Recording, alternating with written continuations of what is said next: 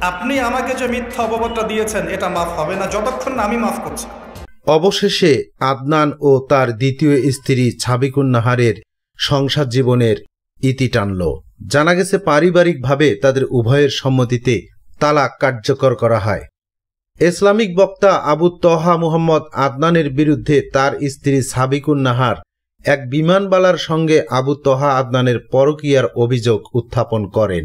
তার স্ত্রী সাবিকুন নাহার ছাড়া একটি ফেসবুক পোস্ট যেখানে তিনি স্বামীর বিরুদ্ধে এই অভিযোগ তোলেন।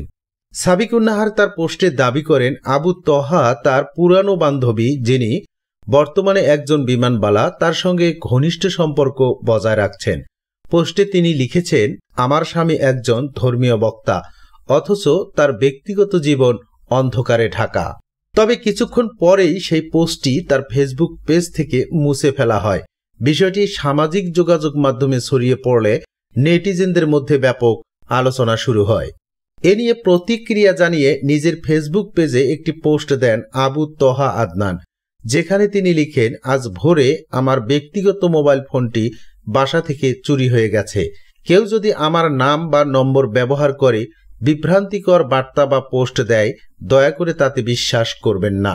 তিনি আরও বলেন, আমি ইসলামের দাওয়াত নিয়ে কাজ করি, কেউ চাইলেই আমাকে কল বা ইনবক্সে যোগাযোগ করতে পারেন, তবে মিথ্যা প্রচারণায় কান না দেওয়ার অনুরোধ করেন।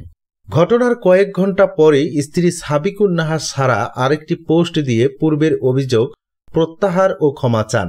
তিনি লিখেছেন, আমাকে বিভ্রান্ত করা হয়েছিল, যেসব অভিযোগ করেছিল সেগুলোর কোনো সত্যতা নেই। আমি আমার স্বামী ও আল্লাহর কাছে ক্ষমা প্রার্থী। অবশেষে সবকিছুর অবসান ঘটিয়ে আজ পারিবারিকভাবে তাদের বিবাহ বিচ্ছেদ ঘটে। মনে করেন আপনি আমাকে মিথ্যা একটা অপবাদ দিয়েছেন এবং ধুয়ে রেখে দিয়েছেন একদম মিথ্যা অপবাদ দিয়ে। যতক্ষণ আমি আপনাকে মাফ না করছি, কাবা ঘরে গিয়ে গেলাফ ধরে কান্নাকাটি করলো, এই পাপ মাফ হবে না ইনশাআল্লাহ।